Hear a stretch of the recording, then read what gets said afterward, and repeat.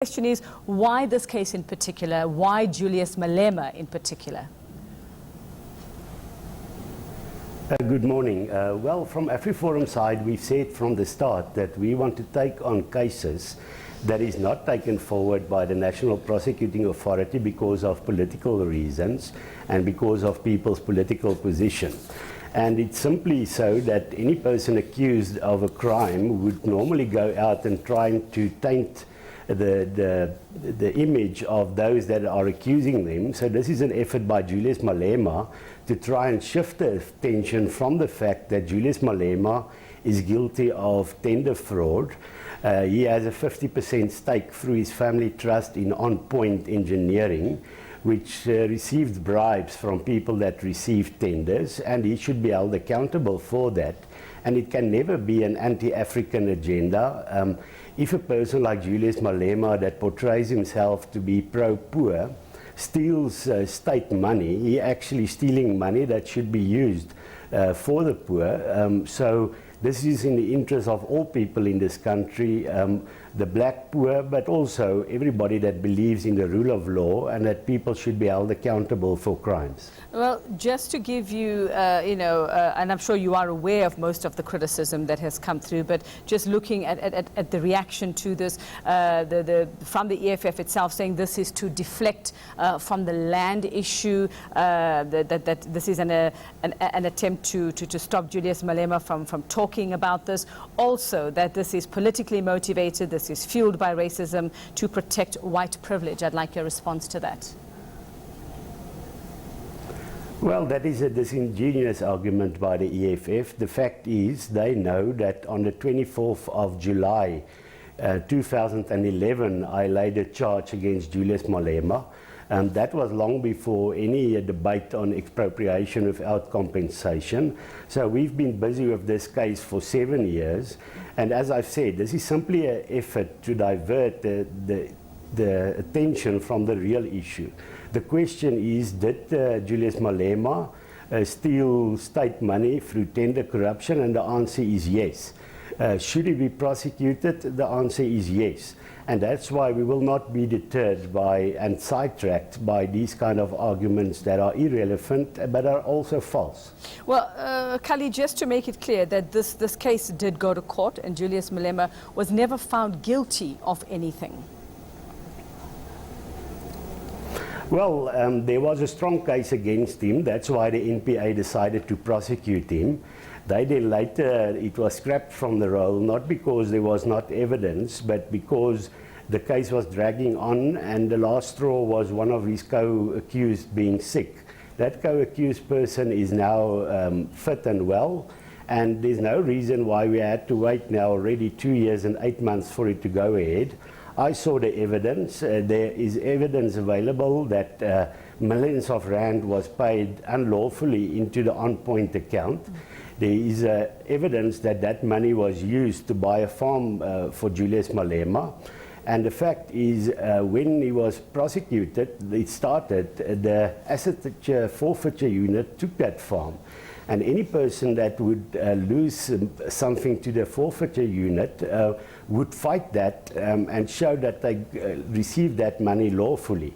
The mere fact that Julius Malema did not challenge the taking of that farm is actually an admission of guilt. So we feel there's no doubt about it that he stole state money and he should be prosecuted, and it can never be that we say, well, because of some other debate, we should now just leave him. I think there was great support in the country that former President Jacob Zuma should be prosecuted for corruption. Julius Malema himself supported that. So why should we have different rules for Julius Malema? He should be handled in the same manner than the former president and be held accountable in court. And he has nothing to fear. He can go into court and state his case if he's not guilty. But the way he's reacting actually tells us he fears being held accountable. Well, Kali, you also say apart from this corruption case, you're also busy, AfriForum is busy with 2 other cases in which Malema is implicated. It certainly does sound like you are gunning for Julius Malema. Why not, for example, go after also the likes of Steinhoff and those who've been implicated there, or even the Guptas as an example? Why just Julius Malema? Why is he on your radar? Yeah, we were preparing to go after the Guptas, but the fact is we don't select our own cases. We can only go after those cases where the NPA decides not to prosecute. There's still investigations with regards to Steinhoff, and I believe the NPA would prosecute. If they don't, then that is something we will be looking at.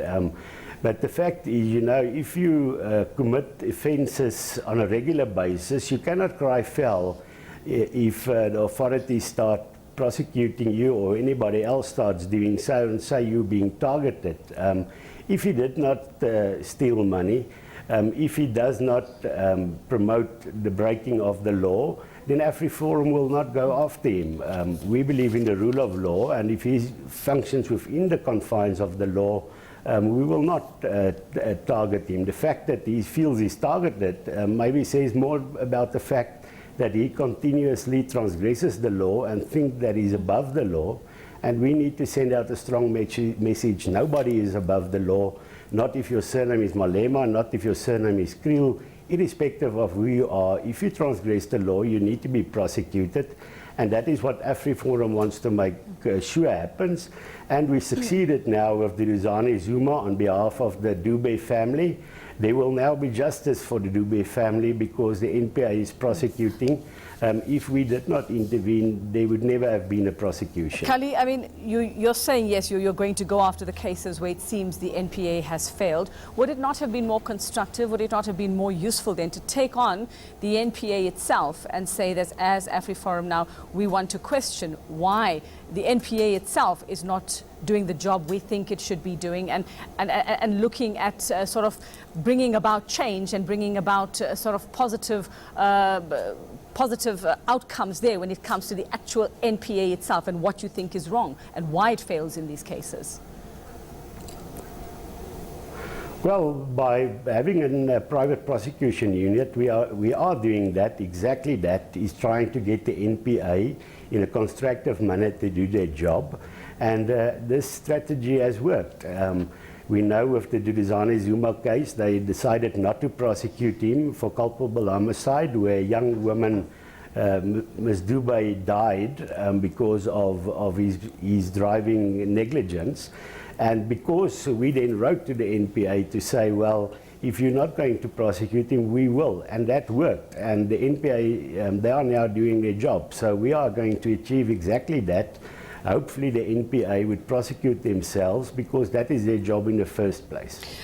Other than Julius Malema and the other upcoming cases that you've got against him, can you name us anybody else other than Julius Malema, anybody other than any other political party where you might be pursuing your own action in your private prosecution?